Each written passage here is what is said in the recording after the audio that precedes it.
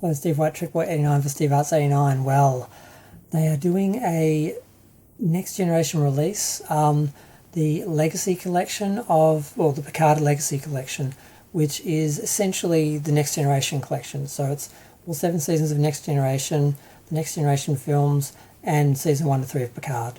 Although I'm not really sure season 1 and 2 count, but season 3 at least kind of makes them next gen. But I kind of understand why you need to have them all.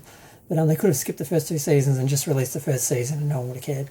But one thing they've forgotten, Emissary. Picard was in Emissary. That's not in there because they're touting this as the complete collection, the complete Picard collection, the complete Next Generation collection. And I'm like, no, you missed something out. There's a whole, and I don't see why it would be that hard to put Emissary in there. I know it hasn't been redone in HD. That might be an issue, actually. Maybe that was part of it, or they just didn't realise. But yeah, so it's, what is it, seasons 1 and 7, it's 154 discs? Oh my God, is it really that much? Am I misreading that?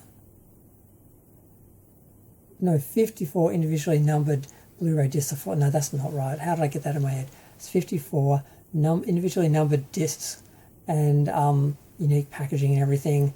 And there's going to be a version of the Wisdom of Picard book that I think is printed just for this. So it's like the Wisdom of Picard Legacy Edition. And you get some like little gifts like coasters and some magnets that look like badges and stuff like that. And I'm like, I'd rather just have the episode of Emissary. But yeah, I just sort of realised as I'm saying this, they couldn't really done it. They could have done it as a special feature, because it'd be in standard definition, or it'd be technically in high definition, but it would just be an upscaled version. And you know, the difference between the remastered Next Generation and the upscaled from video version of Emissary would have been quite noticeable.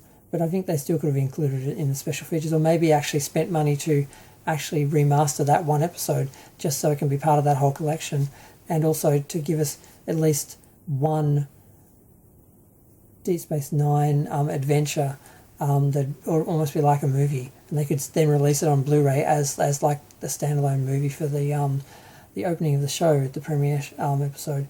Because I don't hate Discovery, Deep Space Nine. I get them confused because Deep Space Nine was kind of the precursor for Discovery.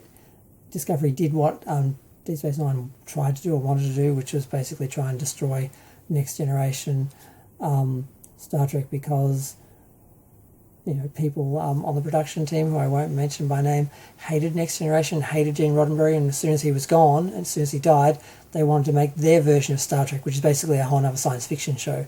But because these people didn't have the they couldn't get their own shows made, so they just tried to turn Star Trek into the shows they wanted to make.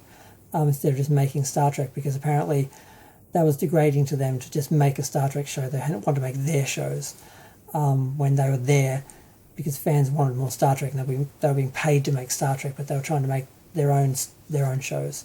Now, it worked with Battlestar Galactica and some other shows where they did that, and they totally changed it, but that's kind of because they were shows that maybe were like 20, 30 years old, but Star Trek, you know, had been running for 40 years, so coming into the middle of that and wanting to change everything doesn't work. And he did try and do it. By the end of the show, they had made the show basically like Star Trek Discovery, really, and that's eventually what Star Trek Discovery became, the continuation of the Deep Space Nine they wanted it to be, the sort of pro-war, current day politics, religious dogma show that is basically just like any drama we'd make today, because they didn't have the imagination to live in the 24th or 21st century, and they couldn't really conceive of the vision Gene Roddenberry had for Star Trek that fans understood and were addicted to and wanted to see more of. They just tried to make a contemporary science fiction show, and they tried to turn Star Trek into that and make it all about war and religion and all the things that Star Trek they established didn't exist in Star Trek in our future, and that's why it was a beautiful future. I don't think it's a coincidence that there was no religion and no war, because the two sort of they kind of go together. So yeah, I'm going to go. Feel free to share, like, comment, subscribe. Let me know what you think. I don't think I'll be getting this. I mean, if they were badges, not magnets, maybe.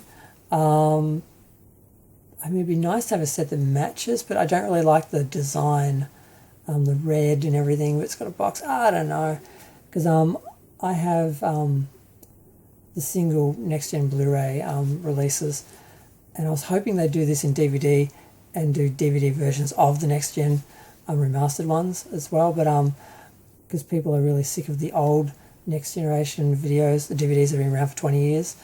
They're still selling them, but the quality isn't there. And they put the new ones on Blu-ray, obviously, because they're high definition, but they could have updated the DVD release as well.